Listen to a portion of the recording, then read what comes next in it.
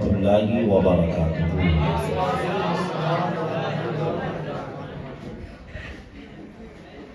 الحمد للہ رب العالمین والعاقبۃ للمتقین والصلاة والسلام علی سید المرسلین، اما بعد فاعوذ باللہ من الشیطان الرجیم، بسم اللہ الرحمن الرحیم۔ یا ایھا الذین آمنوا قوا انفسکم واہلیکم نارا، صدق اللہ مولانا العظیم وصدق رسولہ النبی الامین المتین المبین الکریم۔ ان اللہ وملائکتہ یصلون علی النبی یا ایھا الذین آمنوا صلوا علیہ وسلموا تسلیما۔ اللہ رب محمد صلی اللہ علیہ وسلم، نحن عباد محمد صلی اللہ علیہ وسلم، وعلی نبی وصحبہ ابد الدہور وکرما۔ جس آیت پاک کی تلاوت کی، مولا اس کے حوالے سے مجھے حق پیغام آپ تک پہنچانے کی توفیق عطا فرمائے۔ اللہ تعالیٰ نے انسان کو بے شمار نعمتیں عطا فرمائیں، بے شمار نعمتیں دی ہیں، بے شمار نعمتیں دی ہیں۔ کتنی نعمتیں دی؟ قرآن اللہ کی نعمتوں کا ذکر کرتے ہوئے قرآن کہہ رہا ہے، أَلَمْ نَجْعَلِ الْأَرْضَ مِهَادًا وَالْجِبَالَ أَوْتَادًا وَخَلَقْنَاكُمْ أَزْوَاجًا وَجَعَلْنَا نَوْمَكُمْ سُبَاتًا وَجَعَلْنَا اللَّيْلَ لِبَاسًا وَجَعَلْنَا النَّهَارَ مَعَاشًا وَبَنَيْنَا فَوْقَكُمْ سَبْعًا شِدَادًا وَجَعَلْنَا سِرَاجًا وَهَّاجًا وَأَنزَلْنَا مِنَ الْمُعْصِرَاتِ مَاءً ثَجَّاجًا لِنُخْرِجَ بِهِ حَبًّا وَنَبَاتًا وَجَنَّاتٍ أَلْفَافًا إِنَّ يَوْمَ الْفَصْلِ كَانَ مِيقَاتًا يَوْمَ يُنفَخُ فِي الصُّورِ فَتَأْتُونَ أَفْوَاجًا۔ عزیزان محترم، ان آیات میں اللہ نے اپنی نعمتوں کا ذکر کیا ہے۔ رب فرما رہا ہے، اے انسان ذرا غور تو کر، یہ زمین کا بچھونا ہم نے کس کے لیے بچھایا؟ یہ ہم نے تیرے لیے بچھایا۔ یہ آسمان کا شامیانہ کس کے لیے لگایا؟ یہ بھی ہم نے تیرے لیے لگایا۔ یہ شمس و قمر کی قندیلیں کس کے لیے لٹکائیں؟ یہ بھی ہم نے تیرے لیے لٹکائیں۔ یہ ستاروں کی کمکمیں ہم نے کس کے لیے لگائے؟ یہ بھی ہم نے تیرے لیے لگائے۔ اے انسان، ہواؤں کو تیرے لیے پیدا کیا، فضاؤں کو تیرے لیے پیدا کیا، تمام سبزیوں کو تیرے لیے پیدا کیا، تمام فروٹس کو تیرے لیے پیدا کیا، چرند و پرند کو تیرے لیے پیدا کیا۔ اے انسان، آسمان کی بلندگی کو بھی تیرے لیے پیدا کیا۔ اے انسان، پہاڑوں کی اونچائیوں کو بھی تیرے لیے پیدا کیا، سمندر کی روانی کو بھی تیرے لیے پیدا کیا، دریا کی طغیانی کو تیرے لیے پیدا کیا۔ اے انسان، یہ تمام چیزیں جو تجھے نظر آ رہی ہیں ہم نے تیرے لیے بنائی۔ اے انسان، نہ صرف یہ دنیا کی چیزیں بلکہ جنت کو بھی ہم نے تیرے لیے بنایا، جنت کے محلات کو تیرے لیے بنایا، جنت کے قصور و قصور کو ہم نے تیرے لیے بنایا، جنت کی تمام چیزوں کو تیرے لیے بنایا۔ تمام نعمتیں اللہ نے انسان کے لیے بنائی۔ عزیزان محترم، ہم انسان کے وجود پہ اگر غور کریں، ہم اپنے جسم پر غور کریں تو اللہ کیا فرما رہا ہے؟ أَلَمْ نَجْعَلْ لَهُ عَيْنَيْنِ وَلِسَانًا وَشَفَتَيْنِ وَهَدَيْنَاهُ النَّجْدَيْنِ۔ اے انسان ذرا غور کر، یہ دیکھنے کے لیے آنکھیں کس نے دی ہیں؟ یہ بھی تو ہم نے نہیں دی ہے۔ بولنے کے لیے زبان تجھے کس نے دی ہے؟ یہ بھی تو ہم نے ہی تجھے دی ہے۔ انسان، تیرا چہرہ خوبصورت لگے اس لیے ہم نے تیرے چہرے پر تو پتلے پتلے خوبصورت ہونٹ سجائے۔ اگر تیرے بدن ہوتا اور صرف ہونٹ نہ ہوتی تو تیرا چہرہ اتنا وحشتناک لگتا، اتنا دہشتناک لگتا۔ رات کو چھوڑیے، اگر کوئی تجھے دن میں دیکھ لیتا تو وہ بھی ڈر جاتا، کیونکہ بغیر ہونٹ کے انسان کتنا خطرناک لگتا۔ عزیزان محترم، لیکن اللہ نے بڑے اچھے طریقے سے انسان کو پیدا کیا۔ قرآن کہہ رہا ہے، لَقَدْ خَلَقْنَا الْإِنسَانَ فِي أَحْسَنِ تَقْوِيمٍ۔ ہم نے انسان کو بڑی اچھی صورت پر پیدا کیا، بڑی اچھی شکل پر پیدا کیا۔ عزیزان محترم، بے شمار نعمتیں اللہ نے انسان کو عطا فرمائی، اور ان نعمتوں کا اللہ نے کیسا ذکر کیا؟ سورہ رحمان کو پڑھیے، رب فرما رہا ہے، رب المشرقین ورب المغربین فبأی آلاء ربکما تکذبان۔ مشرق والوں کے بھی ہم ہی رب ہیں، مغرب والوں کے بھی ہم ہی رب ہیں، تم اپنے رب کی کون کون سی نعمتوں کو جھٹلاؤ گے؟ پھر اللہ نے اس آیت کو بار بار قرآن شریف کے اندر دہرایا ہے۔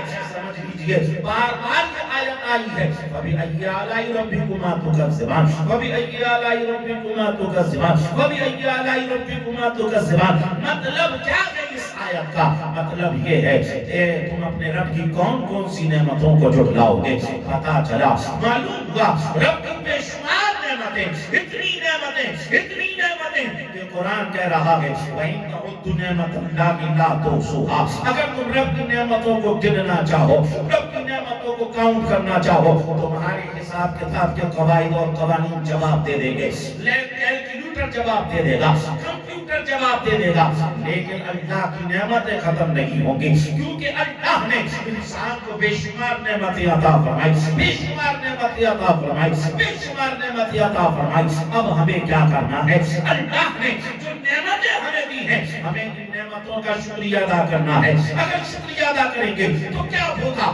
اللہ سورہ رحمان سورہ ابراہیم کے اندر ارشاد فرما رہا ہے لَئِن شَكَرْتُمْ لَأَزِيدَنَّكُمْ، تم میرا جتنا شکر ادا کرو گے میں تمہیں اتنا ہی زیادہ عطا کروں گا، میں تمہیں اتنا ہی زیادہ دوں گا۔ عزیزان محترم، اللہ نے بے شمار نعمتیں ہمیں دی، بے شمار نعمتیں دی، بے شمار نعمتیں دی، بے شمار نعمتیں دی۔ انہی نعمتوں میں ایمان کے بعد جو بڑی نعمت ہے وہ نعمت اولاد کی بھی ہے۔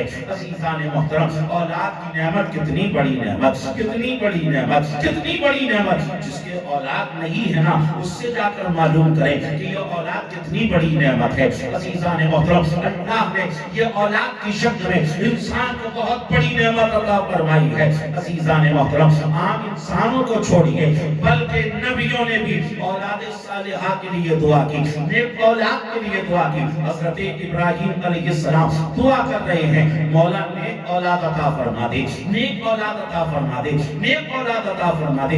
اتنی دعا کی، اتنی دعا کی، اتنی دعا کی کہ اللہ نے ان کی دعا کو قرآن میں آیت بنا کر نازل کر دیا۔ حضرت ابراہیم دعا کر رہے ہیں رب حب لی من الصالحین، مولا مجھے نیک اولاد عطا فرما دے، مولا مجھے نیک اولاد دے دے، مولا مجھے نیک اولاد عطا فرما دے۔ اور اسی کے ساتھ ساتھ دوسری جگہ حضرت ابراہیم کی دعا کو قرآن نے کس طریقے سے بیان کیا؟ حضرت ابراہیم دعا کر رہے ہیں رب اجعلنی مقیم الصلاۃ ومن ذریتی ربنا تقبل دعا، مولا مجھے بھی نماز قائم کرنے والا بنا اور میری اولاد کو بھی نماز قائم کرنے والا بنا، یعنی میری اولاد کو نیک بنا۔ عزیزان محترم، حضرت زکریا کی زندگی کو دیکھیں، حضرت زکریا بھی دعا کر رہے ہیں مولا نیک اولاد عطا فرما دے، مولا نیک اولاد دے دے، مولا اولاد صالحہ سے نواز دے۔ عزیزان محترم، حضرت زکریا نے کیسی دعا کی؟ قرآن شریف نے کس طریقے سے ہمیں سمجھایا؟ قرآن کہہ رہا ہے حضرت زکریا نے اس طریقے سے دعا کی رب هب لي من لدنك ذرية طيبة، مولا مجھے نیک اولاد عطا فرما دے، مولا اولاد صالحہ عطا فرما دے۔ پتہ کیا چلا؟ معلوم کیا ہوا؟ اللہ نے بے شمار نعمتیں دی ہیں مگر ان نعمتوں میں اولاد بہت بڑی نعمت ہے، اولاد بہت عظیم نعمت ہے۔ ایسی نعمت، ایسی نعمت، ایسی نعمت عام انسان چھوڑیے، نبیوں نے اولاد کے لیے دعا کی، نبیوں نے اولاد صالحہ کے لیے دعا کی۔ عزیزان محترم، اور اللہ اگر کسی کو نیک اولاد عطا فرما دے تو پھر سمجھ لیجئے اس کے پاس سب سے بڑی نعمت ہے، اس کے پاس دل کا سکون بھی ہے، اس کے پاس قلب کا اطمینان بھی ہے۔ اور اگر اولاد نیک نہ ہونا تو سمجھ لو اگر اکاؤنٹ روپے پیسے سے بھرے پڑے ہیں، اگر بہت زیادہ زمین جائیداد ہے، بہت زیادہ پراپرٹی ہے، لیکن اولاد نیک نہیں ہے نا تو سمجھ لیجئے انسان کے پاس نہ تو دل کا چین ہوگا، نہ قلب کا سکون ہوگا، بلکہ وہ ہمیشہ الجھنوں میں گھرا ہوگا۔ اگر وہ اس کی اولاد کہیں چلی گئی، اگر اس کا لڑکا کہیں چلا گیا تو بس وہ اسی فراق میں ہوگا، گیا ہے پتہ نہیں واپس آئے گا کہ نہیں آئے گا، گیا ہے پتہ نہیں کب کیسا فون آ جائے۔ پتہ کیا چلا؟ معلوم کیا ہوا؟ اولاد صالحہ بہت بڑی نعمت ہے، بہت بڑی نعمت ہے، بہت بڑی نعمت ہے۔ وہ قرآن نے جو ہے جس طریقے سے اولاد صالحہ کو بیان کیا، قرآن کہہ رہا ہے قرۃ اعین، جس کو اللہ نے نیک اولاد دے دی، سمجھ لو کہ نیک اولاد آنکھوں کی ٹھنڈک ہے، نیک اولاد آنکھوں کی ٹھنڈک ہے۔ اور جانتے ہیں اگر کسی کے پاس نیک اولاد نہیں، کسی کی نیک اولاد نہیں تو پھر قرآن کیا کہہ رہا ہے؟ سورۃ تغابن کو اٹھائیے، اللہ ارشاد فرما رہا ہے انما اموالکم واولادکم فتنہ، اے لوگو تمہارا مال بھی تمہارے لیے فتنہ ہے، تمہاری اولاد بھی تمہارے لیے فتنہ ہے۔ مطلب کیا ہے؟ ہم تمہیں تمہارے مال کے ذریعے بھی آزمائیں گے، ہم تمہیں تمہاری اولاد کے ذریعے بھی آزمائیں گے۔ عزیزان محترم، اتنی گفتگو سے یہ پتا چلا، یہ معلوم ہوا کہ اولاد صالحہ بہت بڑی نعمت ہے، نیک اولاد بہت بڑی نعمت ہے۔ کیسی نعمت ہے؟ آئیے ذرا جی لگا کر بولے سبحان اللہ، بلند آواز سے بولے سبحان اللہ، اور جی لگا کر بولے سبحان اللہ، الحمدللہ، اللہ اکبر۔ ابھی آپ نے سبحان اللہ کہا، ابھی آپ نے الحمدللہ کہا، ابھی آپ نے اللہ اکبر کہا۔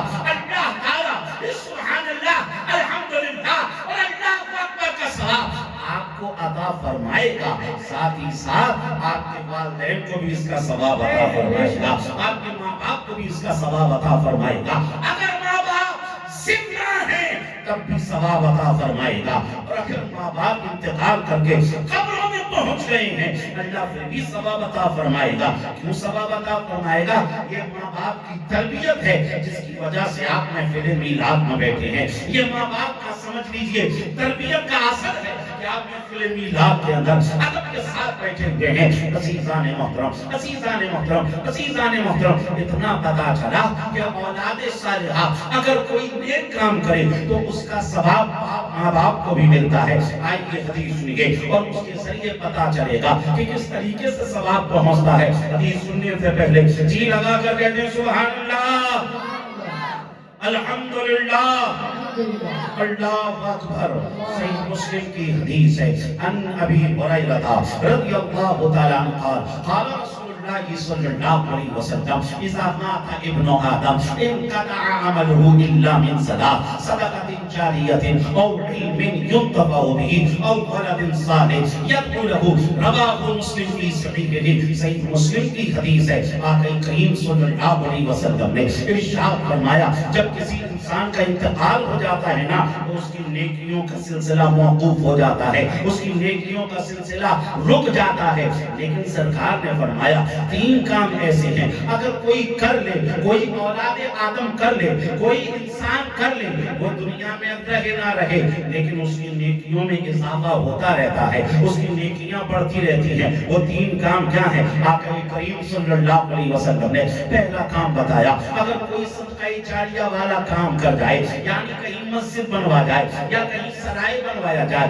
یا کہیں مدرسہ بنوا جائے یا جو ہے جہاں یہ چیزیں بن رہی ہوں اس میں کچھ پیسے دے کر حصہ لے لے، جب تک لوگ اس مسجد مدرسے اور سرائے سے فائدہ حاصل کریں گے اس کو ثواب پہنچتا رہے گا اگرچہ وہ دنیا میں نہ رہے۔ اور دوسری چیز سرکار نے بتائی، اگر کوئی جو ہے اچھی تعلیم لوگوں کو دے جائے، جب تک کہ وہ اچھی تعلیم لوگوں کے اندر عام ہوتی رہے گی، لوگ ایک دوسرے کو اچھی تعلیم دیتے رہیں گے، جس نے اس تعلیم کو دیا تھا نا اللہ تعالیٰ اس کو ثواب عطا فرماتا رہے گا۔ اور اسی کے ساتھ ساتھ تیسری چیز سرکار نے بتائی، سرکار نے فرمایا او ولد صالح یدعو لہ، اور اگر کوئی نیک اولاد چھوڑ کر چلا جائے جب تک وہ نیک اولاد رہے گی نا ماں باپ کو ثواب ملتا رہے گا، ماں باپ کو ثواب پہنچتا رہے گا۔ اس حدیث سے یہ پتا چلا، اس حدیث سے یہ معلوم ہوا کہ اگر اولاد نیک ہے ماں باپ کو اس کا ثواب ملے گا، ماں باپ کو اس کی نیکیوں میں سے حصہ ملے گا۔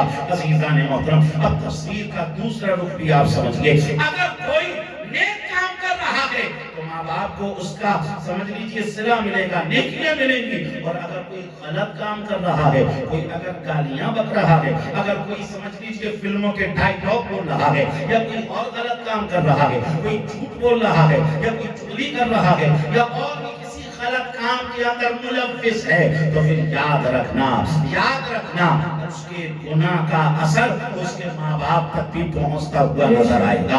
عزیزان محترم، آپ اس کو اس طریقے سے بھی سمجھ سکتے ہیں، اگر اولاد کوئی اچھا کام کرتی ہے تو ماں باپ کو بڑا اچھا لگتا ہے، ماں باپ کو سمجھ لیجیے بڑا فخر محسوس ہوتا ہے، ماں باپ کو بڑا گرو محسوس ہوتا ہے کہ ہماری اولاد یہ اچھا کام کر رہی ہے، ہماری اولاد یہ کر رہی ہے، یہ کر رہی ہے۔ اور اسی کے ساتھ ساتھ اگر اولاد غلط کام کرے، اگر اولاد کوئی سمجھ لیجئے ایسا کام کرے جو सोसाइटी और समाज के अंदर जिसे गलत समझा जाता हो, अल्लाह रसूल ने जिसके करने की इजाजत ना दी हो, अजीजान मोहतरम, फिर क्या होता है?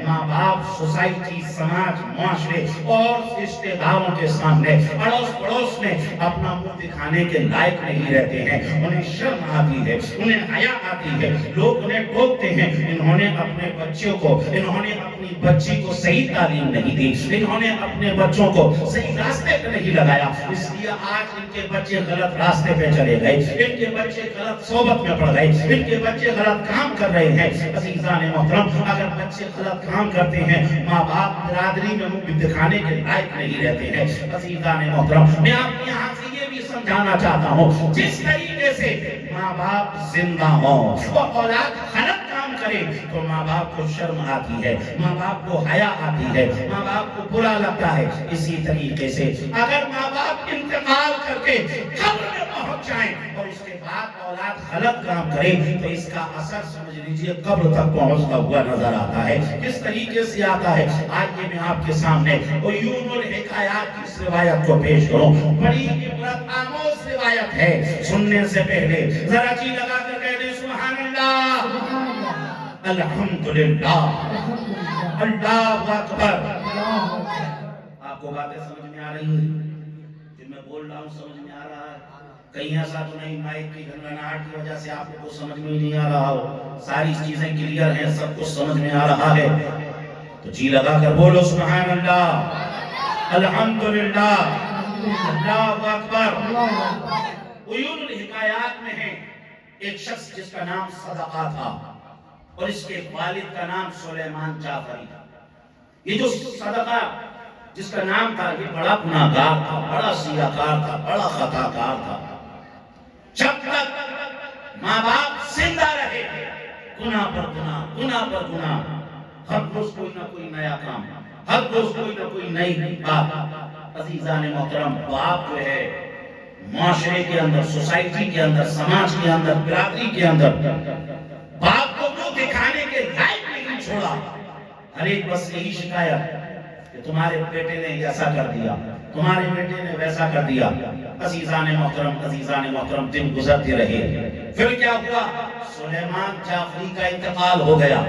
जैसे इंतकाल हुआ, आपके गम की वजह से सदका ने तमाम गुनाहों को छोड़ दिया, तमाम बुरी आदतों को छोड़ दिया, तमाम बुरे कामों से तौबा कर ली और उसके बाद अब अच्छे बनकर और अच्छे आमाल करके अपनी जिंदगी को गुजार रहा है। कुछ दिन गुजरे थे कि बाप के इंतकाल का गम धुंधलाया और उसके बाद फिर क्या हुआ? गुनाहों के अड्डों ने फिर आवाज देना शुरू की, गुनाहों ने अपनी तरफ फिर पुकारना शुरू किया, गुनाहों ने फिर अपनी तरफ खींचना शुरू किया। सदका फिर गुनाहों में मुलव्विस हो जाता है, सदका फिर गुनाह पर गुनाह कर रहा है। अजीजान मोहतरम, अब जैसी जिंदगी पहले थी गुनाहों वाली, अब फिर उसी तरीके से जिंदगी गुजार रहा है, गलत काम कर रहा है। अजीजान मोहतरम, अजीजान मोहतरम, फिर एक दिन क्या हुआ? उसके वालिद सुलेमान जाफरी इसके ख्वाब में आए और उसके बाद कहा, सदका, जब तक हम जिंदा थे तूने हमें जिंदगी में चैन का सांस लेना ना दिया, चैन की चैन और सुकून के साथ ना रहने दिया। हर दिन कोई ना कोई गलत काम, हर दिन कोई ना कोई बुरा काम, हर दिन कोई ना कोई गुनाह का काम। तूने इतने गलत काम किए, इतने गलत काम किए कि तूने बिरादरी में, समाज में, माशरे में, सोसाइटी में हमें मुंह दिखाने के लायक ना छोड़ा। ये सदका आज तू फिर गुनाह कर रहा है, जानता है तेरे गुनाहों की वजह से हमें मुर्दों के सामने शर्मिंदगी होती है, तेरे गुनाहों की वजह से हमें मुर्दों के सामने समझ लीजिए जलील होना पड़ता है। गोया के सुलेमान जाफरी ने कहा, सदका, जब तक मैं जिंदा था तूने मुझे चैन से रहना ना दिया और आज कब्र में हूँ तो आज कब्र में भी तेरी वजह से मैं सुकून से नहीं, तेरी वजह से मैं इत्मीनान से नहीं। अजीजान मोहतरम, इस तरीके से ख्वाब जब आया फिर क्या था? सुलेमान जाफरी ख्वाब में आकर चले गए। उसके बाद सदका ने क्या किया? तमाम गुनाहों को छोड़ दिया, तमाम गुनाहों से तौबा कर दी। और कैसी तौबा की? आका इरशाद फरमाते हैं, अत्ताइबु मिनज़्ज़ंबि कमन ला ज़ंब तबा लहू, जो सच्चे दिल से तौबा कर लेता है अल्लाह ताला उसके तमाम गुनाहों को माफ फरमा देता है, तमाम खताओं को माफ कर देता है, तमाम गलतियों को दरगुजर फरमा देता है। और इसी के साथ साथ सूरह पाक के अंदर अल्लाह ने इरशाद फरमाया इन्नल हसनात युज़हिबुन सय्यिआत, अगर तौबा का लेवल हाई दर्जे का हो, तौबा हाई लेवल की हो, तो फिर अल्लाह न सिर्फ गुनाहों को माफ करता है, जितने गुनाह होते हैं अल्लाह तमाम गुनाहों को नेकियों में तब्दील फरमा देता है, तमाम गुनाहों को नेकियों में तब्दील फरमा देता है। अगर 1 करोड़ गुनाह हो तो अल्लाह 1 करोड़ गुनाहों को समझ लीजिए खत्म फरमा देता है, माफ फरमा देता है, और उसके नामाए अमाल में 1 करोड़ नेकियों का इजाफा कर देता है। अज़ीज़ान मोहतरम, इस तरीके से सदका ने सच्ची तौबा की और अपने तमाम गुनाहों से ताइब हो गया। अज़ीज़ान मोहतरम, यहाँ से क्या पता चला, यहाँ से क्या मालूम हुआ? ये पता चला, ये मालूम हुआ अगर औलाद अच्छा काम करे तो माँ बाप को जिंदगी में भी खुशी होती है। अगर औलाद अच्छा काम करे तो माँ बाप के लिए जिंदगी में आंखों की ठंडक, औलाद अच्छा काम करे।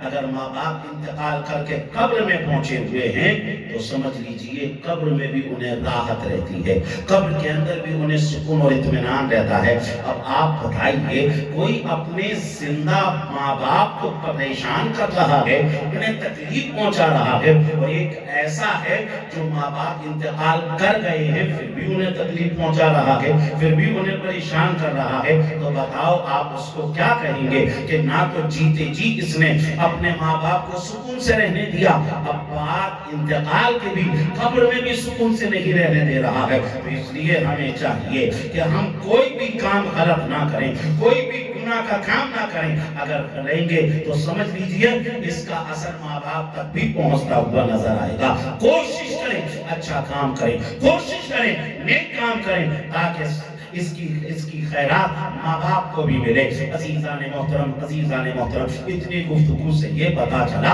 कि औलाद सालिहा बहुत बड़ी नेमत है, औलाद सालिहा बहुत अजीम नेमत है। अब हर आदमी चाहता है कि औलाद नेक हो, हर आदमी चाहता है कि औलाद मुत्तकी परहेज़गार हो। अगर एक शराबी भी है ना, वो नहीं चाहता है कि मेरी औलाद शराब पिए। अगर एक बेनमाजी भी है ना, वो नहीं चाहता है कि मेरी औलाद बेनमाजी हो। अज़ीज़ान मोहतरम, एक गुनाहगार से गुनाहगार बंदा नहीं चाहता है कि मेरी औलाद गुनाह का काम करे। अज़ीज़ान मोहतरम, अब जो है औलाद को किस तरीके से समझाया जाए, वो कौन सा वक्त होता है, वो कौन सी उम्र की खड़ी होती है कि जब औलाद को समझाया जाए तो औलाद के ऊपर बातों का असर होता है। आपने अक्सर घरों में देखा होगा, बच्चा 8-10 साल का है और अगर वो कोई गलत काम करता है, माँ बाप अगर कुछ कहते हैं, अगर माँ बाप उसको डांटते हैं, तो फिर घर के दादा दादी, घर के नाना नानी और घर के बड़े कहते हैं अभी तो बच्चा है समझ जाएगा, अभी तो बच्चा है सुधर जाएगा, अभी उसकी उम्र ही कितनी है, अभी 10-12 साल ही का तो है, जब उम्र होगी तो सब चीजें समझ में आ जाएंगे। अज़ीज़ान मोहतरम, अगर हम उलमाए किराम को देखें, अगर हम माहिर नफ्सियात को देखें, अगर हम साइकोलॉजिस्ट को देखें, तो उनका कहना है 7-8 साल की उम्र वो उम्र होती है जिसमें आप बच्चे को जो सिखाना चाहेंगे बच्चा उसको सीख जाएगा, और ऐसा सीखेगा कि मरते दम तक वो चीजें याद रहेंगी। और अगर बच्चा समझ लीजिए 10-12 साल का हो गया, फिर अगर आप उसे कोई चीज सिखाना चाहेंगे, फिर अगर आप उसे किसी माहौल में ढालना चाहेंगे, तो याद रखना आप उसे उस माहौल में नहीं ढाल पाएंगे, आप उसे वो तालीम और तरबियत नहीं दे पाएंगे। क्योंकि आपने देखा होगा जब मिट्टी गीली होती है तो वो उससे जो ऐसा बर्तन चाहे वैसा बर्तन बना दे, जैसा खिलौना चाहे वैसा खिलौना बना दे। अगर उसे वो कहीं से लंबा करना चाहे तो मिट्टी लंबी हो जाएगी, कहीं से चौड़ा करना चाहे तो वो चौड़ी हो जाएगी। यानी वो उसे जो आकार देना चाहे, जो शक्ल देना चाहे, वो मिट्टी उस शक्ल को इख्तियार कर लेगी। लेकिन अगर मिट्टी सूख जाए और उसके बाद फिर अगर उसे वो लंबा करना चाहे, फिर अगर उसे वो मोटा करना चाहे, फिर अगर उसकी शक्ल को बदलना चाहे, तो फिर याद रखना मिट्टी टूट जाएगी, लेकिन वो अपनी हयात, वो अपनी शक्ल को नहीं तब्दील होने देगी। अज़ीज़ान मोहतरम, यही हालत बच्चों के साथ है। बच्चे जब तक बच्चे रहते हैं, आप उन्हें जो ماحول دیں گے وہ اس ماحول میں ڈھل جائیں گے، اور اس کے بعد اگر وہ بڑے ہو گئے، پھر اگر آپ چاہیں کہ یہ نمازی ہو جائیں، پھر اگر آپ چاہیں کہ یہ اچھے ہو جائیں، تو یاد رکھنا آپ کی کوششیں ناکام رہیں گی، آپ کی کوششیں بے سود رہیں گی۔ زیادہ کہیں گے ماں باپ، زیادہ کہیں گے تو پھر کیا ہوگا؟ بچہ ماں باپ سے ہی ہونے لگے گا، کنارہ کرنے لگ جائے گا، ماں باپ کی بات کو نہیں سنے گا۔ تو یہ تو پتا چل گیا، یہ تو معلوم ہو گیا کہ 7 سال سے پہلی کی عمر ہوتی ہے۔ بچوں کی اس میں ہمیں تربیت کرنی چاہیے، بچوں کو ہمیں اس عمر کے اندر سمجھ لیجئے اچھے ماحول کے اندر ڈالنا چاہیے۔ لیکن جو ہے یہ مرحلہ شروع کب سے ہوتا ہے؟ بچہ جب 1 سال کا ہو، بچہ جب 2 سال کا ہو یا 3 سال کا ہو، یہ تربیت کا مرحلہ شروع کب ہوتا ہے؟ کب سے تربیت شروع کی جائے؟ عزیزان محترم، عزیزان محترم، عزیزان محترم، جو تربیت کا مرحلہ ہے نا، یہ مرحلہ پیدائش کے بعد نہیں، بلکہ یہ مرحلہ تو پیدائش سے پہلے شروع ہو جاتا ہے۔ کیسے شروع ہوتا ہے؟ آج یہ حدیث سنیے، صحیح بخاری صحیح مسلم کی متفق علیہ حدیث ہے۔ حدیث سننے سے پہلے جی لگا کر بلند آواز سے کہیں سبحان اللہ، الحمدللہ، اللہ اکبر۔ عن ابي هريره رضي الله تعالى عنه قال قال رسول الله صلى الله عليه وسلم تنكب المرأة لأربع: لمالها ولجمالها ولحسبها ولدينها فاظفر بذات الدين تربت يداك۔ رواه البخاري في صحيحه ورواه مسلم في صحيحه متفق عليه۔ صحیح بخاری صحیح مسلم کی متفق علیہ حدیث ہے۔ آقا کریم صلی اللہ تعالی علیہ وسلم نے ارشاد فرمایا، عورتوں سے جو شادیاں کی جاتی ہیں وہ 4 وجوہات کی بنیاد پر کی جاتی ہے، یا تو ان کے مال کی وجہ سے کی جاتی ہے، یا ان کے جمال کی وجہ سے کی جاتی ہے، یا ان کے خاندان کی وجہ سے کی جاتی ہے، یا ان کے دین کی وجہ سے کی جاتی ہے۔ آقا ارشاد فرما رہے ہیں، اے لوگو تم دین والی عورتوں کو اختیار کرو۔ اگر دین والی عورتوں کو اختیار کرو گے تو اللہ تمہاری زندگی کو کامیاب فرما دے گا، تمہاری زندگی کامیاب ہو جائے گی، ایسی کامیاب ہوگی، ایسی کامیاب ہوگی کہ تم دنیا میں بھی کامیاب رہو گے، آخرت میں بھی کامیاب رہو گے۔ کرنا کیا ہے؟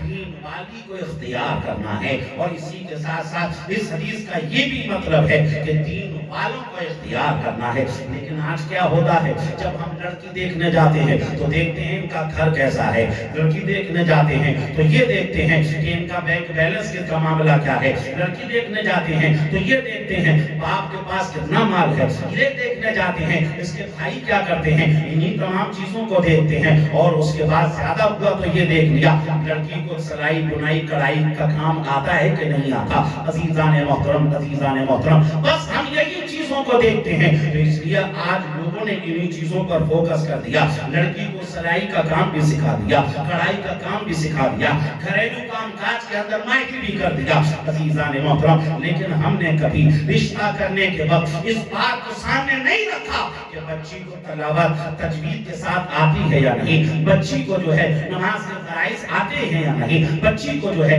غسل کے طریقہ آتا ہے یا نہیں، بچی کو جو ہے طہارت کے مسائل جانتی ہے یا نہیں۔ اسی کے ساتھ ساتھ لڑکے میں بھی ایسا ہی ہے، ہم لڑکے میں بھی جو ہے دین کو فوقیت نہیں دیتے ہیں، دین کو آگے نہیں رکھتے ہیں۔ عزیزان محترم، ہمیں چاہیے کہ ہم دین کو آگے رکھیں، دین کو دین ہماری فرسٹ پرائیورٹی ہونا چاہیے۔ اگر ہم نے دین کو اوپر رکھا تو جس طریقے سے آج ابھی دین پر توجہ نہیں کی جا رہی ہے نا، پھر دین پر توجہ دی جانے لگے گی، پھر لڑکا بھی جو ہے سمجھ لیجئے دین پر توجہ دے گا، لڑکی بھی دین پر توجہ دے گی۔ اور آپ جانتے ہیں آپ جو لڑکی اپنے گھر لے کر آئیں گے، وہ لڑکی اپنے گھر کی عادتوں کو لے کر آتی ہے، اپنے ماں باپ کے طور طریقے کو لے کر آتی ہے۔ اگر وہ لڑکی اچھی ہوئی تو تمہاری آنے والی نسل کو اچھا کر دے گی، اور اگر وہ لڑکی صحیح نہیں ہوئی، آپ کوشش کر لیں اپنی نسل کو اچھا کرنے کا، آپ اپنی نسل کو اچھا نہیں کر پائیں گے، آپ اپنی اولاد کو اچھی تعلیم و تربیت نہیں دے پائیں گے۔ عزیزان محترم، ایک بات اور یاد آ رہی ہے، میں آپ کو بتاؤں، ایک شخص جس کا نام جو ہے سعد الاسود، ابو الاسود دؤلی، ابو الاسود دؤلی اس کا نام تھا، شاعر تھا عزیزان محترم، اس نے کیا کیا؟ اپنے سامنے اپنے بچوں کو بٹھایا اور کہا بچوں میں نے تمہارے اوپر دو طرح کے احسان کیے، ایک احسان تو وہ ہے جو میں نے تم پر تمہاری پیدائش سے پہلے کیا، اور ایک طریقے کے احسانات وہ ہیں جو میں نے تم پر تمہاری پیدائش کے بعد کیے۔ بچوں نے کہا ابا یہ تو سمجھ میں آ گیا کہ آپ نے ہماری پیدائش کے بعد ہم پر احسانات کیے، ہماری تعلیم و تربیت کا انتظام کیا، ہمارے رہنے سہنے کا انتظام کیا، ہمارے کھان پان کا انتظام کیا، ہمارے کپڑے لتے کا انتظام کیا، ہماری تمام ضرورتوں کا انتظام کیا، لیکن ابا جان ہم پیدا نہیں ہوئے اس وقت آپ نے ہم پر کون سا احسان کر دیا؟ وہ کون سا احسان جو آپ نے ہم پر ہماری پیدائش سے پہلے کر دیا؟ عزیزان محترم، اول اسود دوالی کہتے ہیں وہ احسان جو میں نے تم پر تمہاری پیدائش سے پہلے کیا، وہ احسان یہ تھا کہ جب میری شادی کا وقت تھا، جب میرے نکاح کا وقت تھا، بچوں میرے سامنے دو آپشن تھے، ایک ایسی لڑکی تھی جو خوبصورت تھی، حسن اور جمال والی تھی، لیکن اس کے پاس دین نہیں تھا، اس کے پاس سمجھ لیجیے اچھی عادتیں نہیں تھی، اس کے پاس اچھے سنسکار نہیں تھے، لیکن ایک دوسری لڑکی ایسی بھی تھی کہ جو بظاہر تو کم خوبصورت تھی لیکن وہ خوبصورت تھی، اس کی عادتیں اچھی تھیں، اس کے پاس تعلیم تھی، اس کے پاس اچھی تربیت تھی۔ بچوں تم جانتے ہو میں شاعر ہوں، شاعر کے مزاج میں حسن ہوتا ہے، شاعر حسن سے محبت کرتا ہے، شاعر جمال سے محبت کرتا ہے، شاعر خوبصورتی سے محبت کرتا ہے، لیکن بچوں صرف تمہاری اچھی تعلیم اور تربیت کی وجہ سے میں نے اس خوبصورت رشتے کو ٹھکرا کر میں نے خوبصورت لڑکی کو اختیار کیا تاکہ وہ تمہیں اچھی تعلیم دے، تاکہ وہ تمہیں اچھی عادتیں سکھائے، تاکہ وہ تمہیں اچھی سیکھ سکھائے۔ اس لیے میں نے تمہاری وجہ سے اس لڑکی سے نکاح کیا، اس لڑکی کو شادی کر کے اپنے گھر لایا۔ بچوں یہ احسان وہ احسان تھا جو میں نے تم پر تمہاری پیدائش سے پہلے کیا۔ بلند آواز سے بولیے نعرہ تکبیر، نعرہ رسالت، نعرہ حیدری، فیضان غوث اعظم، فیضان غوث اعظم، نعرہ رسالت۔ جو تربیت کا مرحلہ وہ سمجھ لو شادی کے وقت سے شروع ہوتا ہے، شادی کے وقت سے شروع ہوتا ہے، اور آپ کے پاس اگر کوئی چیز ہے اگر اسے آپ گندی جگہ میں رکھیں گے تو بتائیے اچھی چیز بھی گندی ہو جائے گی۔ بھئی آپ کے پاس 1 لیٹر دودھ ہے، اگر اسے آپ گندے برتن میں ڈالیں گے تو وہ گندا ہو جائے نہیں ہو جائے گا۔ آپ کے پاس جتنی قیمتی چیز ہوگی آپ اسے اتنی ہی اچھی جگہ پہ رکھیں گے، اس کے لیے اتنی ہی اچھی جگہ کا انتخاب کریں گے۔ عزیزان محترم، عزیزان محترم، اور جو لڑکی ہم شادی کر کے لاتے ہیں سمجھ لیجئے ہم آنے والی نسل کو اس میں رکھتے ہیں، تو اس لیے اس کا انتظام یہ ہمیں جو ہے اچھے طریقے سے کرنا ہے تاکہ ہماری آنے والی نسل کا معاملہ ہے، آنے والی نسل کا سوال ہے۔ اس لیے جو ہے حضور نے فرمایا نیک لڑکوں اور نیک لڑکیوں کو اختیار کریں۔ چائے کو رہنے واپس لے واپس 30 منٹ ہو گئے، میں نے کہا تھا کہ 1 گھنٹے ہمارا بیان ہوگا، 30 منٹ اور رہ گئے۔ باتیں سمجھ میں آ رہی ہیں نا سر؟ کوئی ایسا تو نہیں کہ جو ہے پتہ نہیں کیا کیا چل رہا ہے، کچھ سمجھ میں نہیں آ رہا، کیونکہ مجھے ایسا لگ رہا ہے کچھ لوگ پتہ نہیں ایسی سوچ میں ڈوب گئے کہ پتہ نہیں کیا ہو گیا۔ تھوڑا سا بولیے بھی، مسکرا کر بولیے سبحان اللہ، الحمدللہ، اللہ اکبر۔ تو جو تربیت کا مرحلہ وہ شادی سے پہلے ہی شروع ہو جاتا ہے۔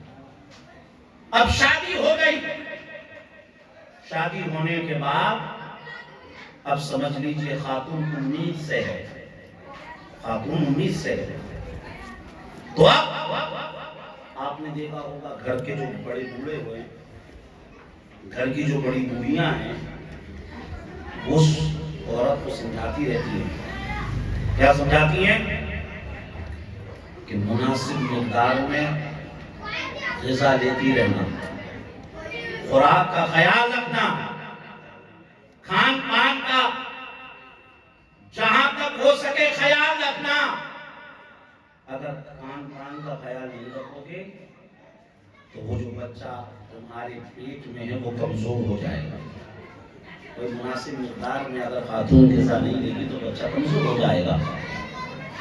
اگر خاتون مناسب مقدار میں غذا نہ لے تو بچہ کمزور ہو جائے گا. بچہ کمزور ہو جائے. اسی طریقے سے اگر خاتون اللہ رسول کا ذکر نہ کرے، قرآن کی تلاوت نہ کرے، نمازوں کی پابندی نہ کرے تو اس کے پیٹ میں جو بچہ پل رہا ہے وہ روحانی اعتبار سے کمزور ہو جائے گا. تو اگر ہم چاہتے ہیں کہ ہماری آنے والی نسل جسمانی اعتبار سے بھی مضبوط ہو، روحانی اعتبار سے بھی مضبوط ہو، تو ہمیں جسمانی غذا اور روحانی غذا دونوں غذاؤں کا خیال رکھنا پڑے گا. دونوں غذاؤں کا خیال رکھنا پڑے گا. اور جب خاتون حمل سے ہوتی ہے اس کی ایک ایک ایکٹیویٹی کا اثر اولاد پر ہوتا ہے، اولاد پر پڑتا ہے. آج آپ دیکھیں، آپ چھوٹے چھوٹے بچوں کو آپ دیکھ لیں، چھوٹے چھوٹے بچوں کو وہ موبائل میں بڑے ایکسپرٹ ہوتے ہیں.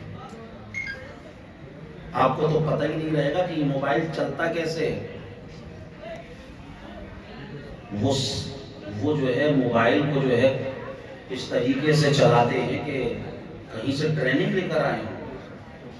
آپ نے اگر منع کر دیا کہ اس میں گیم مت کھیلنا تو آپ کو پتہ ہی نہیں لگے گا. وہ تھوڑی سی دیر میں موبائل لیں گے، نیا گیم ڈاؤن لوڈ کریں گے، اسے کھیلیں گے اور آپ کو دینے سے پہلے اس کو ڈیلیٹ بھی کر دیں گے.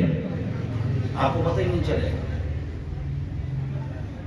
آپ کو نہیں پتا چلے گا کہ ریل کیسے بناتے ہیں. وہ ریل بنانا بھی جانتے ہیں، اس میں وہ بڑی کلاکاری جانتے ہیں.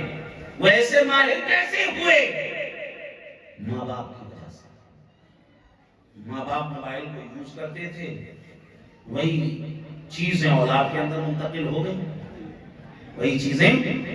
اور اگر ماں باپ قرآن اور نمازوں کا، اللہ کے ذکر کا خیال رکھیں گے تو آنے والی نسل سمجھ لیجئے اللہ کا ذکر کرتی ہوئی نظر آئے گی، اللہ کے ذکر میں مائل ہوتی ہوئی نظر آئے گی. اور آپ نے سنا بھی ہے، الحدائق فی الحقائق کتاب ہے، اس میں حضرت غوث اعظم کا وہ واقعہ کہ جب آپ کی والدہ جو ہے آپ کو لے کر گئی ہے قاری صاحب کے پاس کہ انہیں پڑھائیں، تو غوث پاک کو اعوذ باللہ بسم اللہ پڑھایا. اس کے بعد جیسے الحمد شریف شروع کرائی تو غوث پاک خاموش. آپ نے فرمایا یہ تو مجھے آتا ہے، آپ آگے سے پڑھائیں. کہا کہ کہاں یاد کیا؟ غوث پاک فرماتے ہیں الحمدللہ یہ تو میں نے اپنی ماں کے پیٹ میں ہی حفظ کر لیا. استاد کو یقین نہ ہوا، استاد نے کہا وہاں سے پڑھو، یہاں سے پڑھو. جب سب جگہ سے پڑھوایا غوث پاک نے پڑھ دیا. تو کہا کیسے حفظ کی؟ کہا کہ الحمدللہ میری امی 18 پاری کی حافظہ، وہ روزانہ اس کی تلاوت کرتی تھی. میں نے پیٹ میں سنتے سنتے سنتے سنتے یہ 18 پاری یاد کر دیے. یہ 18 پاری یاد کر دی. اور کانپور کے اندر ایک یونیورسٹی جس کا نام چھترپتی شیواجی ساہو مہاراج یونیورسٹی، 2019 میں تقریباً اس میں ایک کورس شروع کیا گیا کہ جو خواتین 19 سے ہوتی ہیں ان کو ایڈمیشن دیا جاتا ہے، ان کو بتایا جاتا ہے، سمجھایا جاتا ہے، سکھایا جاتا ہے کہ انہیں کتنا کھانا ہے، انہیں کیا کھانا ہے، انہیں کتنا سونا ہے، انہیں کب سونا ہے، انہیں کیا بولنا ہے، انہیں کیا سوچنا ہے، انہیں کیا پڑھنا ہے. یہ ساری چیزیں سمجھائی جاتی ہیں کیونکہ ایک ایک چیز کا اثر بچے کے اوپر ہوتا ہے، بچے کے اوپر پڑتا ہے. ہمیں کہہ لینے دو. ہندوستان کی یونیورسٹی جس چیز کو 2019 میں بتا رہی تھی، غوث اعظم نے اسی چیز کو اپنے عمل کے ذریعے سینکڑوں سال پہلے بتا دیا تھا۔ یہ غوث اعظم کی شان، یہ غوث اعظم کا مقام و مرتبہ۔ تو اس لیے بچہ جب پیٹ میں ہو تو اس وقت بھی سمجھ لیجئے ماں باپ کو چاہیے، خاص طور سے ماں کو چاہیے کہ وہ جسمانی غذا کے ساتھ ساتھ روحانی غذا کا بھی اہتمام کرے۔ اور اس کے بعد اب بچے کی ولادت ہو گئی، بچہ پیدا ہو گیا۔ اب جیسے ہی یہ بچہ پیدا ہوا، اس بچے کی پیدائش سے کیا ہوا؟ ایک شخص باپ بن گیا اور ایک خاتون ماں بن گئی۔ جو باپ بنا، آپ جانتے ہیں باپ کی شان۔ ترمذی شریف کی حدیث ہے، آقا کریم صلی اللہ علیہ وسلم نے فرمایا رضا اللہ فی رضا الوالد وسخط اللہ فی سخط الوالد، رواہ ترمذی فی سننہ، سنن ترمذی کی حدیث ہے۔ آقا نے ارشاد فرمایا اللہ کی رضا باپ کی رضا میں ہے اور اللہ کی ناراضگی باپ کی ناراضگی میں ہے۔ آپ دیکھیں باپ کی رضا کا مقام رسول اللہ نے کتنا بڑھایا، کتنا بڑھایا۔ ایک طرف اللہ کی رضا اور دوسری طرف باپ کی رضا، ایک طرف اللہ کی ناراضگی، دوسری طرف باپ کی ناراضگی۔ مطلب یہ ہے کوئی شخص باپ کو ناراض کر کے اللہ کو راضی کر ہی نہیں سکتا ہے۔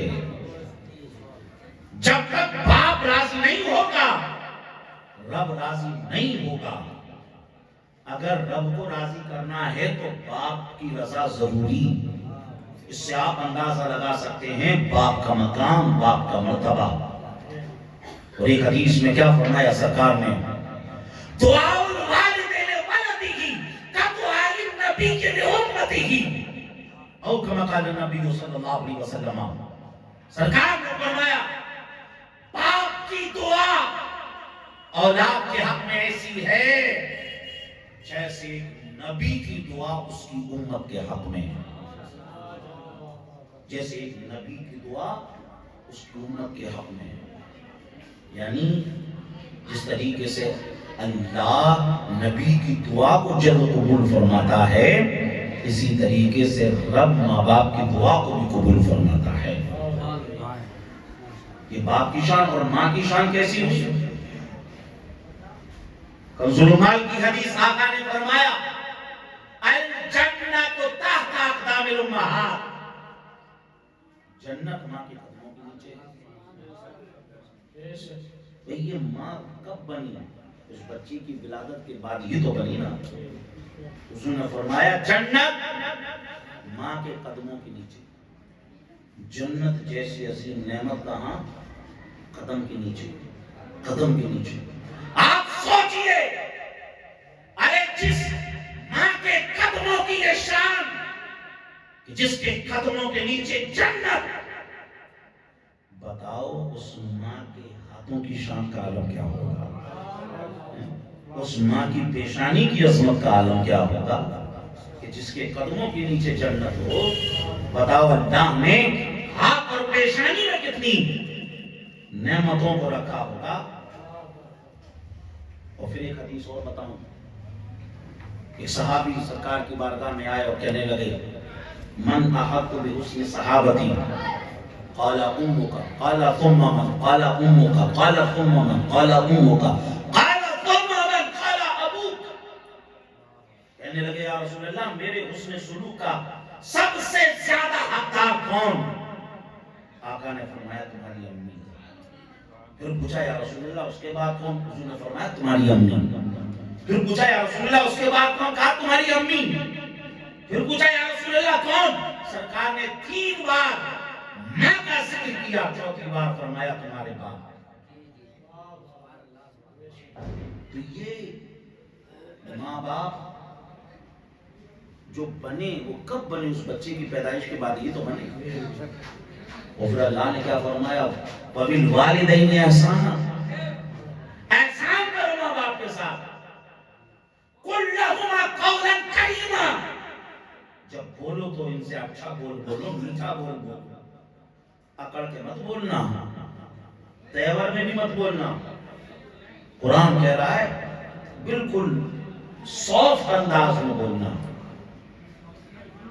فَلَا تَقُلْ لَهُمَا اُفٍّ وَلَا تَنْهَرْهُمَا، ارے ان کے ساتھ اف بھی مت کہنا. آپ انداز بتائیے، قرآن آداب بتا رہا ہے، قرآن آداب سکھا رہا ہے. ماں باپ کے تو ماں باپ کا درجہ بہت اونچا، بہت اونچا، بہت اونچا. جب ان کا درجہ اونچا ہے نا تو پھر ان کی ذمہ داری بھی بہت ہے، ان کی ذمہ داری بھی بہت. بچہ پیدا ہوا، اب سب سے پہلا اس پیدا ہونے والے بچے کا یہ ہے کہ اس کے ایک کان میں اذان دی جائے اور دوسرے کان میں تکبیر کہی جائے. آج ہمارا حال یہ ہے، ہم لوگ بھول ہی جاتے ہیں اذان دینا. کتنے لوگوں کا فون آتا ہے کہ حضرت یہاں کوئی اذان دینے والا نہیں ہے، فون پہ دے دیجیے. ہم کہتے ہیں بھائی تم ہی اذان دے دو، تو کہتے ہیں یاد نہیں ہے. اب لگاؤ، روزانہ 5 بار اذان ہو رہی ہے اور اذان بھی یاد نہیں ہے، تو پھر کیا یاد ہے؟ یعنی سنتے ہی نہیں ہیں اذان. سنیں گے تو یاد ہوگی نا. تو اس لیے اذان کو سنیں، یاد کر لیں. سیدھے کان میں اذان اور الٹے کان میں تکبیر کہی جائے. پھر کیا کیا جائے؟ پھر اچھا نام رکھا جائے، اچھا نام رکھا جائے. اب جو ہے نام جو ہے لوگ پتہ نہیں کیسے کیسے رکھتے ہیں. صحیح بخاری کی حدیث، حضور نے فرمایا سمو بِاسْمِی، اے لوگوں میرے نام پہ اپنے بچوں کے نام رکھو.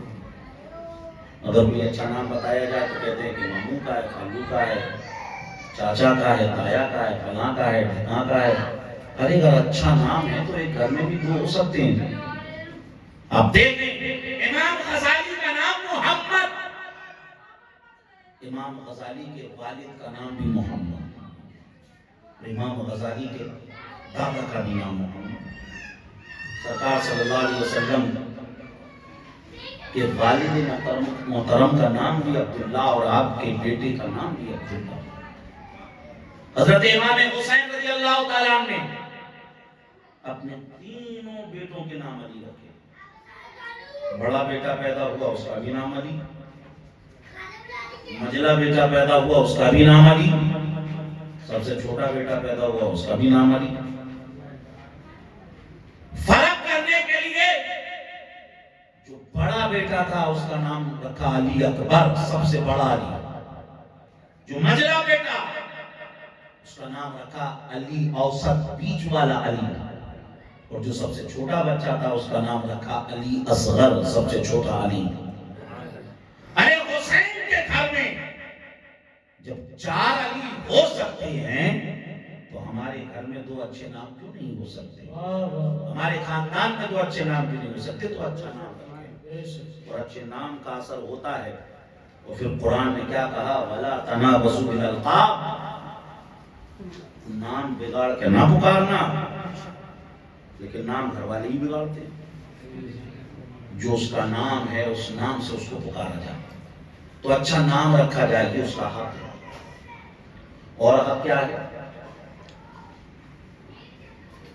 7ویں دن یا اس سے پہلے بالوں کو ترشوا کر ان بالوں کی مقدار چاندی صدقہ دی جائے،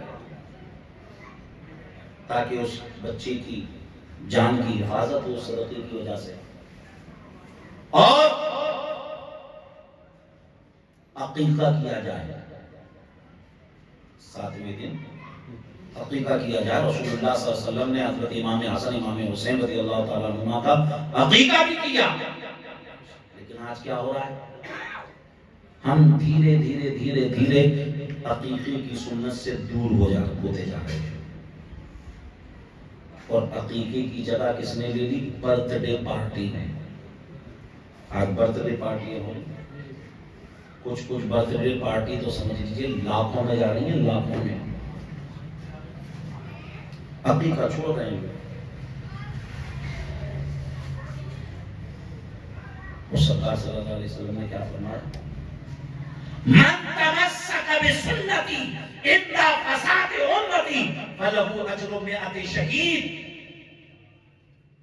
اگر ایسا وقت آ جائے کہ لوگ میری سنت کو چھوڑ رہے ہوں، ایسی حالت میں اگر کوئی اس سنت کو زندہ کر دے تو اللہ اسے 100 شہیدوں کا ثواب عطا فرماتا ہے. 100 شہیدوں کا. اس لیے عقیقہ کریں. اور پھر برتھ ڈے پارٹی، جو لوگ سوشل میڈیا پر ہیں انہیں اچھی طریقے سے معلوم ہے روزانہ برتھ ڈے پارٹی ہو رہی ہے. کیک لایا جا رہا ہے، سر کیک کاٹا جا رہا ہے. وہ کیک منہ پر بھی لگایا جا رہا ہے. منہ پہ کیوں لگایا جا رہا ہے؟ وہ دیکھتے ہیں لوگوں کو، سوچتے ہیں کہ جو ہے جیسا یہ کر رہے ہیں اگر ہم ویسا کریں گے تو ہم اسٹینڈرڈ کہلائیں گے. لوگ ہمیں سمجھیں گے کہ یہ بڑے اسٹینڈرڈ ہیں. عزیزان محترم، اگر اسلام کو چھوڑ کر، اسلامی تعلیمات کو چھوڑ کر کوئی عزت تلاش کرے گا تو اسے ذلت تو مل سکتی ہے، عزت نہیں مل سکتی ہے. عزت اگر ملے گی تو وہ حضور کی تعلیمات میں ملے گی. عزت ملے گی تو اسلامی تعلیمات میں ملے گی. تو قرآن نے واضح طور پہ فرمایا وَتُعِزُّ مَن تَشَاءُ وَتُذِلُّ مَن تَشَاءُ. رب جسے چاہتا ہے عزت دیتا ہے اور جسے چاہتا ہے ذلیل کرتا ہے. تو اس لیے اسلامی تعلیمات پر عمل کیا جائے، حضور کے نقش قدم پر چلا جائے، حضور سے محبت کی جائے. اور جب حضور سے سچی محبت کرو گے تو کیا ہوگا؟ ڈاکٹر اقبال نے کہا کی محمد سے وفا تو نے تو ہم تیرے ہیں. کی محمد سے وفا تو نے تو ہم تیرے ہیں. یہ جہاں چیز کیا لوح و قلم تیرے ہیں. اور محمد کی محبت دین حق کی شرط اول ہے. اسی میں ہو اگر خامی تو سب کچھ نامکمل ہے. اس لیے اسلامی تعلیمات کو فالو کیا جائے، اسلامی تعلیمات پر عمل کیا جائے. اور پھر صاحب برتھ ڈے میں پارٹیاں بھی چل رہی ہیں، خوب کھانا پینا ہو رہا ہے، ہارپول پہنائے جا رہے ہیں، اور جو ہو رہا ہے آپ جانتے ہیں کیا کیا ہو رہا ہے. میں پوچھنا چاہتا ہوں تمہاری پیدائش میں تمہارا کمال کیا ہے؟ کیا کمال؟ تمہاری پیدائش میں تمہارا کیا کمال؟ اگر تمہاری پیدائش پر کوئی مبارک بادی کا حقدار ہے تو تمہارے ماں باپ ہیں. اپنے جنم دن پر، اپنے برتھ ڈے پر سب سے پہلے اپنے ماں باپ کو مبارکباد دیں، اپنے ماں باپ کو میٹھا کرائیں، اپنے ماں باپ کو تحفے تحائف دیں. عزیزان محترم، کیونکہ ہماری پیدائش میں ہمارا کوئی کمال نہیں، تو ہماری پیدائش پر اگر کوئی مبارکبادی کا حقدار ہے تو ہمارے ماں باپ. تو اس لیے عقیقہ کیا جائے. اور عقیقے کے بعد اب جو مرحلہ ہے، یعنی یہ مرحلہ کون سا ہے؟ دودھ پینے کا مرحلہ. اب اس مرحلے میں بچہ بولتا نہیں لیکن دیکھتا سب. اور بچہ جب آیا تھا نا تو اس کی جو کتاب تھی نا وہ بالکل کوری تھی. ہم جیسا بولیں گے، جیسا کریں گے، سمجھ لیجیے ہماری ایکٹیویٹی، ہمارے بول چال، تمام چیزیں اس کی پوری کتاب پر لکھی چلی جائیں گی. یعنی جو کہتے ہیں بچے تو نہیں کرتے، بچے تو وہ کرتے ہیں جو دیکھتے ہیں. جو دیکھتے ہیں بچے وہ کرتے ہیں. تو ابھی بچہ بول نہیں رہا ہے. خاتون کو چاہیے کہ جب وہ اسے دودھ پلائے تو باوضو ہو کر دودھ پلائے. آپ حضرت فاطمہ ثانیہ رضی اللہ تعالیٰ عنہا کی زندگی کو پڑھیں کہ حضرت قطب المدار رضی اللہ تعالیٰ عنہ کو آپ نے دودھ پینے کے ایام میں کبھی ایسا نہ ہوا کہ آپ کا وضو نہ ہو اور آپ نے اپنے بیٹے حضرت قطب المدار کو دودھ پلا دیا ہو. یعنی جب دودھ پلایا آپ وضو سے تھی اور وضو کی حالت میں ہی دودھ پلایا. ارے جب ماں ایسی ہوتی ہے جو باوضو ہو کر بچے کو دودھ پلائے تو پھر بیٹا بھی قطب المدار کی طرح ہوتا ہے. جب ماں فاطمہ ام الخیر کی طرح ہوتی ہے تو بیٹا غوث اعظم کی طرح ہوتا ہے. جب ماں حضرت ماہ نور کی طرح ہوتی ہے تو بیٹا غریب نواز ہوتا ہے. ارے جب ماں ارشاد بیگم ہوتی ہے تو بیٹا امام احمد رضا ہوتا ہے. ارے ماں جب حضرت فاطمہ تو زہرا ہوتی ہے تو بیٹا پھر حسن اور حسین ہوتا ہے. اس لیے ماں کا بڑا اہم کردار. تو ماں کو چاہیے کہ بچے کو سامنے رکھے، وہ قرآن کی تلاوت کرے، نماز پڑھے، بچہ دیکھتا رہے. بچہ پالنے میں دیکھتا رہے، ایک ایک چیز کو بچہ نوٹ کرتا رہتا ہے.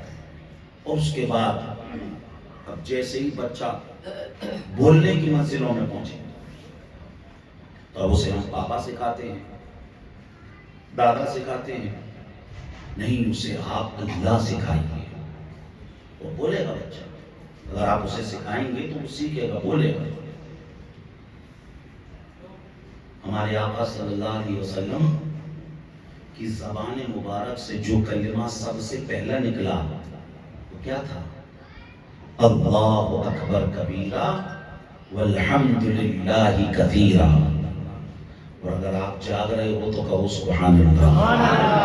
مجھے لگ رہا ہے کہ آپ اتنے سست ہو گئے ہیں کہ اب آپ سے بولا بھی نہیں جا رہا ہے. بولیے بلند آواز سے سبحان اللہ، الحمدللہ، اللہ اکبر. یہ ساتھ مجھے بتا رہے تھے کہ کھانا بڑا لذیذ بنا ہے.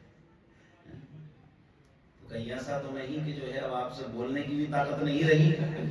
تو بولیے یا رسول اللہ، یا رسول اللہ.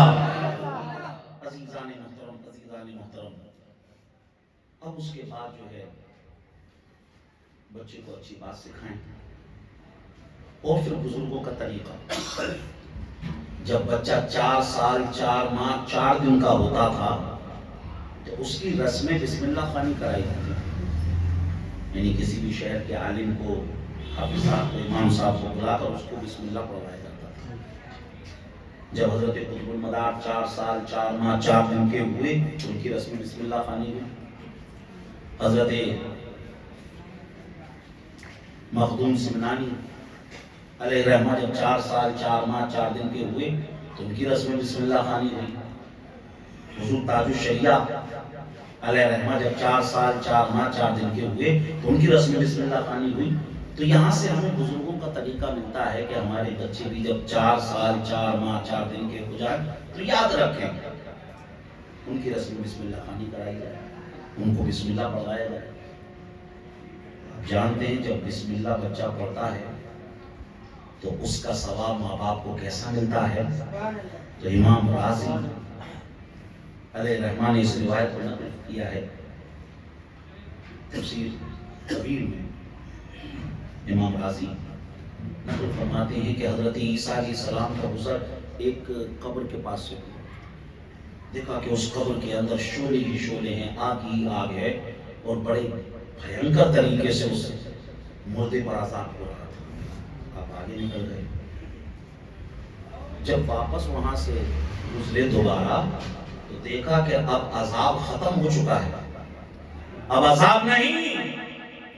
اب وہ جو قبر کے اندر ہے وہ سمجھ لیجیے بڑے راحت و آرام کے ساتھ ہے، بڑے سکون میں ہے.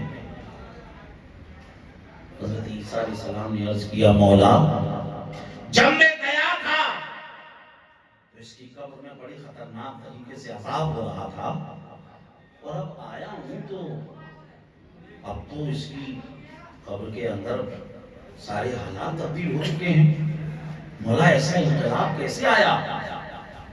رب کی رحمتوں نے کہا عیسیٰ جب اس کا انتقال ہوا تھا، یہ ایک بچے کو چھوڑ کر انتقال کیا، ماں نے اس کی صحیح تربیت کی، اور تربیت کرنے کے بعد جیسے ہی مدرسے بھیجا اور اس کے بچے نے جیسے ہی بسم اللہ الرحمن الرحیم پڑھا، عیسیٰ جس کا بیٹا مجھے رحمان کہے، جس کا بیٹا مجھے رحیم کہے، جس کا بیٹا کہے مولا اس دنیا میں اور آخرت میں تجھ سے بڑا رحم کرنے والا کوئی نہیں، تجھ سے بڑا مہربان کوئی نہیں، عیسیٰ جس کا بیٹا مجھے رحمان اور رحیم کہے میں اسے عذاب دوں، میری غیرت نے گوارا نہ کیا، عیسیٰ میں نے اس کے بیٹے کی بسم اللہ کی وجہ سے میں نے اس کے عذاب کو ختم کر دیا۔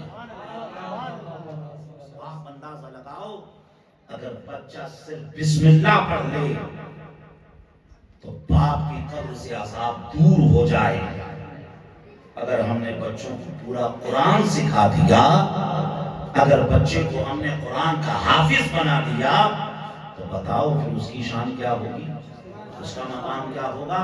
تو اس لیے بچوں کو قرآن سکھائیں۔ صحیح بخاری کی حدیث حضور نے فرمایا عن عثمان بن عفان رضی اللہ تعالی عنہ قال قال رسول اللہ صلی اللہ علیہ وسلم خیرکم من تعلم القرآن وعلمه، رواه البخاری فی صحیحہ، صحیح بخاری کی حدیث۔ آقا نے ارشاد فرمایا تم میں بہتر وہ ہے جو قرآن سیکھے اور قرآن سکھائے۔ تو بچوں کو قرآن سکھائیں۔ اور ایک حدیث میں سرکار نے فرمایا الصواعق الموعظہ میں ہے ادبوا اولادکم علی ثلاث خصال حب نبیکم وحب اہل بیتہ وقراءۃ القرآن او کما قال النبی صلی اللہ علیہ وسلم۔ سرکار نے فرمایا اپنے بچوں کو تین چیز سکھا دیں، اپنے نبی کی محبت سکھا دیں، اہل بیت کی محبت سکھا دیں، اور قرآن کی تلاوت سکھا دیں۔ یہ تین چیزیں اگر تم نے اپنے بچوں کو سکھا دی تو یہ تین چیزیں باقی تمام چیزیں کو تمہارے بچوں کو سکھا دیں گی۔ یہ تین چیزیں تمام چیزیں تمہارے بچوں کو سکھا دیں گی۔ تو یہ تین چیزیں حضور نے خاص طور سے فرمایا کہ ان تین چیزوں کو سکھائیں۔ عزیزان محترم، تو یہاں سے یہ پتہ چلا کہ بچوں کو آپ جیسے ماحول میں ڈالو گے بچے اسی ماحول کو اختیار کریں گے، اسی ماحول میں جائیں گے۔ اور کبھی بچوں کو بد دعا نہ دیں۔ آج آپ نے دیکھا ہوگا مائیں اکثر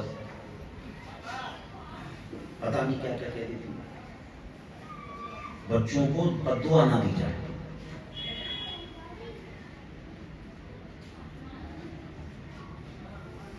وفیات العیان میں ہے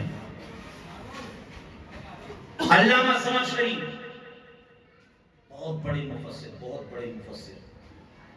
تفسیر کشاف جیسا قرآن کی تفسیر لکھی، لیکن بچپنے میں کیا کیا، ایک چڑیا کو پکڑ لیا اور اس چڑیا کی ٹانگ کو باندھ دیا۔ آپ نے دیکھا ہوگا عام طور سے بچے کھیلتے ہیں ایسے، وہی اس کو خوب اڑا رہے تھے۔ ماں نے کہا زمخشری اس چڑیا کو کھول دو، لیکن نہیں مانتا۔ چڑیا کی ٹانگ باندھی ہوئی ہے ڈورے سے، اور چڑیا کیا کیا اپنے گھونسلے میں اس نے زور سے کھینچا چڑیا کی ٹانگ، ماں کی منہ سے بے ساختہ نکل گیا زمخشری جیسے تم نے اس کی ٹانگ جوڑی ہے نا تمہاری بھی ویسی ہو جائے۔ اور ماں نے اتنا کہہ دیا۔ اب سمجھ لیجیے علامہ زمخشری کی زندگی گزرتی رہی، آپ کہتے تھے کہ میں اس وقت تک مروں گا نہیں جب تک یہ ٹانگ نہ ٹوٹ جائے، کیونکہ ماں نے کہا تھا کہ زمخشری تیری ٹانگ ٹوٹ جائے پھر سمجھ لیجیے آپ اپنی زندگی کے شباب پر تھے، اس کے بعد ایک سواری سے آپ اترے، آپ کا پیر ڈس بیلنس ہوا اور آپ کی ٹانگ ٹوٹ گئی۔ آپ نے کہا اس کو تو ٹوٹنا ہی تھا، کیونکہ ماں نے جو کہا۔ تو اس لیے بچوں کو کبھی بد دعا نہ دی جائے، کیونکہ میں نے ابھی جو کہا آپ کو بتائی حدیث کہ ماں باپ کی دعا اولاد کے حق میں ایسی ہوتی ہے جیسے نبی کی دعا اس کی امت کے حق میں۔ اور پھر ایک حدیث میں یہ بھی ہے اکرموا اولادکم، اپنی اولاد کی عزت کرو، عزت کرو، یعنی اولاد کو بار بار ذلیل بھی نہ کرو کہ تیرے ماموں کے لڑکے کو دیکھ، تیرے پھپھو کے لڑکے کو دیکھ، تیرے اس کے ایسا نہ کرو۔ اللہ نے اس کو بھی صلاحیتیں دی ہیں، دیکھو پرکھو کیا صلاحیت اللہ نے اسے دی ہے، اسی لائن پر اسے لگاؤ۔ اور اگر بچہ بہت زیادہ قابل نہ ہو سکے تو اس میں بھی ٹینشن مت لو۔ اگر بہت زیادہ قابل، کیونکہ میں نے دیکھا ہے کہ جو بہت زیادہ قابل ہو گئے بچے، ان کے پاس اتنا وقت بھی نہیں ہے کہ وہ 2 منٹ آ کر ماں باپ کے پاس بیٹھ بھی سکے، اتنا وقت نہیں ہے ان کے پاس۔ ٹائم پر پیسہ آ رہا ہے، چیک برابر آ رہا ہے، ڈرافٹ برابر آ رہا ہے، لیکن ماں باپ کے پاس 2 منٹ بیٹھ جائیں اتنا وقت ان کے پاس نہیں۔ اگر بچہ تمہارا بہت زیادہ کامیاب نہیں ہوا، وہ اتنا تو ہو جائے گا کہ آپ کے بڑھاپے کا سہارا بن جائے گا۔ اگر آپ نے اسے تھوڑی بہت بھی تعلیم دی ہے تو وہ آپ کے بڑھاپے کا سہارا ہے۔ اور آخری بات، کبھی بھی ماں باپ کو بچوں کے سامنے جھگڑنا نہیں چاہیے۔ 1 گھنٹہ 5 منٹ ہو چکے ہیں، تب سے آپ سن رہے ہیں، آخری بات اور سن لیجیے، اس کے بعد جو ہے انشاءاللہ تعالیٰ پوری ہو جائے گی کہ ماں باپ کو اولاد کے سامنے جھگڑنا نہیں چاہیے، اور ماں کو چاہیے کہ وہ باپ کا ادب سکھاتی رہے، اور باپ کو بھی چاہیے کہ وہ ہمیشہ ماں کا احترام بچے سے کرواتا رہے۔ لیکن آج اکثر ایسا دیکھا ہے، جیسے جیسے بچہ بڑا ہوتا ہے ویسے ویسے وہ باپ کا باغی ہوتا چلا جاتا ہے، یعنی اس کا جھکاؤ ماں کی طرف ہوتا چلا جاتا ہے اور باپ کی طرف سے بالکل جو ہے پھرتا چلا جاتا ہے۔ لیکن قرآن نے کیا تعلیم دی، قرآن نے کیا سکھایا؟ آپ نے بارہا سنا ہے، اللہ نے حضرت ابراہیم کو حکم دیا، ابراہیم جاؤ اور اپنے بیٹے اسماعیل کی قربانی کرو۔ حضرت ابراہیم آئے، بیٹے اسماعیل کو لیا اور مینا کی وادی میں لے۔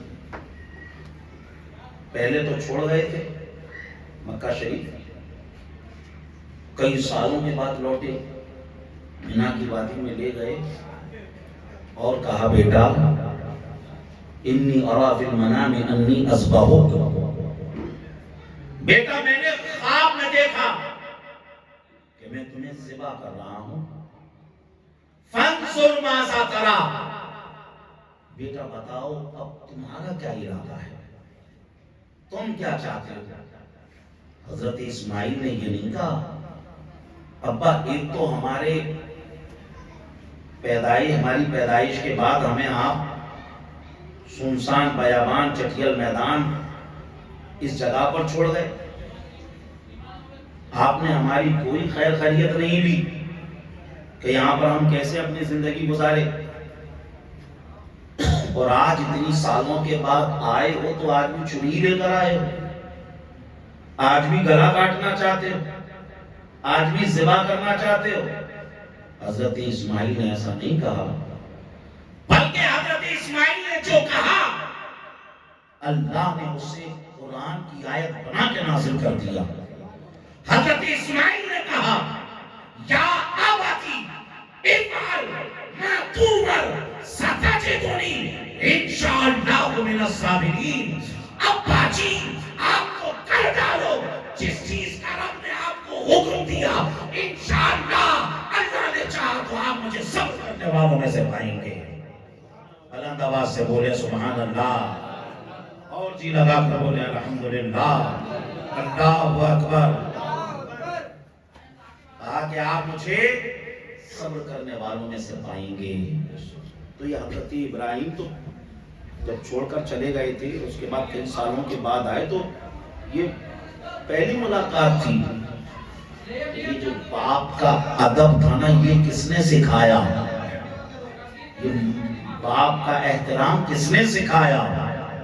یہ باپ کا احترام سمجھ لیجئے حضرت حاجرہ رضی اللہ تعالیٰ عنہ نے سکھایا.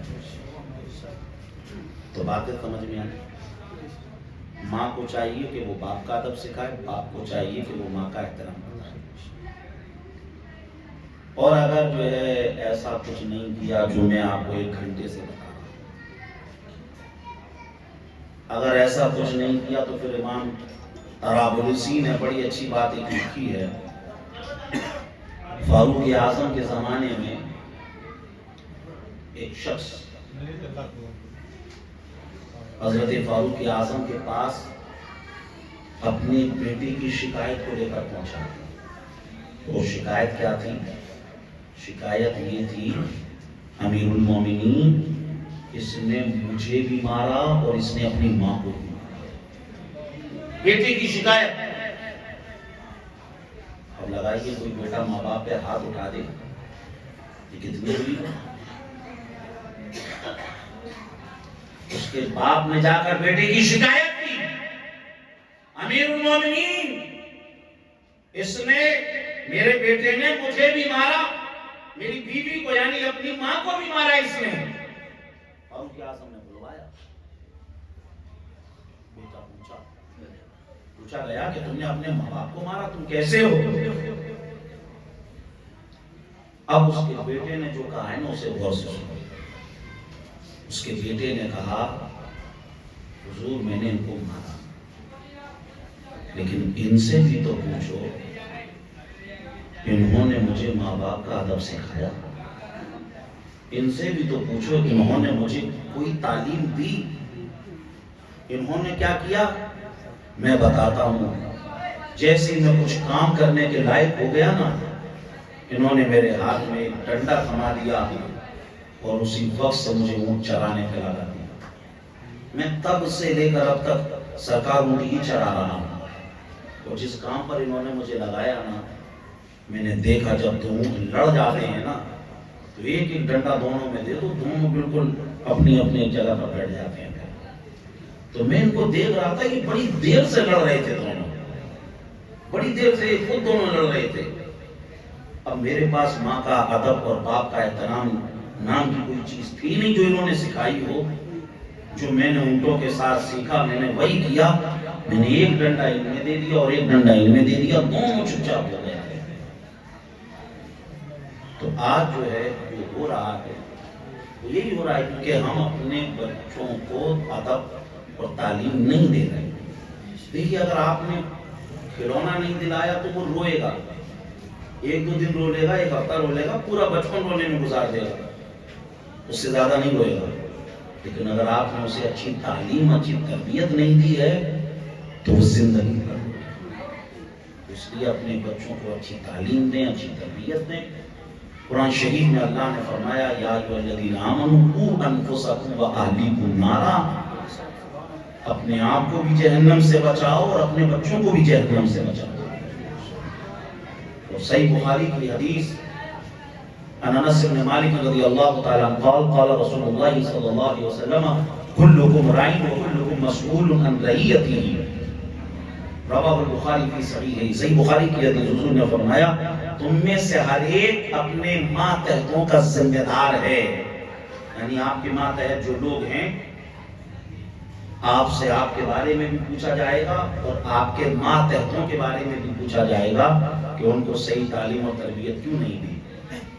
اور آج جو ہو رہا ہے آپ دیکھ رہے ہیں حالات کتنے کیسے آ رہے ہیں کہ بھائی فلاں کی لڑکی وہ فلاں کے ساتھ بھاگ گئی، فلاں کا لڑکا فلاں کو لے کے بھاگ گیا ہے، وہ اس نے اپنا دین چھوڑ دیا، اس نے اپنا مذہب چھوڑ دیا. یہ سب کیوں ہو رہا ہے؟ اس لیے ہو رہا ہے کیونکہ ہم نے اپنے بچوں کو اس دین کی اہمیت ہی نہیں بتائی. اس دین کی اہمیت ہی نہیں بتائی کہ یہ دین، یہ ایمان کتنی عظیم چیز ہے. تو جہاں آپ اپنے بچوں کو بہت کچھ دیں، وہیں اپنے بچوں کو آپ دینی تعلیم دیں. اسکول کی تعلیم میں اچھی بات ہے، لیکن وہ اس سے آپ کا ادب اور احترام نہیں کرے گا. آپ کا ادب اور احترام کب کرے گا؟ جب آپ اسے دین کی تعلیم دیں گے. دین کی تعلیم دیں گے، علماء کرام، حفاظ کرام، علماء کرام ان کے پاس بیٹھائیں، کچھ دینی باتیں خود آپ سیکھیں، خود ان کو سکھائیں، تو یہ بہت اچھا ہوگا. اور یہی چند باتیں میں آپ کے سامنے پیش کرنا تھی. بیان میں اگر کسی طرح کی گفتگو کی وجہ سے غلطی ہو، اللہ اس کو اپنے فضل و کرم سے معاف فرمائے. استغفر اللہ ربی من کل ذنب واتوب الیہ، وآخر دعوانا ان الحمد للہ رب العالمین. السلام علیکم ورحمۃ اللہ وبرکاتہ. 1 گھنٹے کا بیان ہو گیا.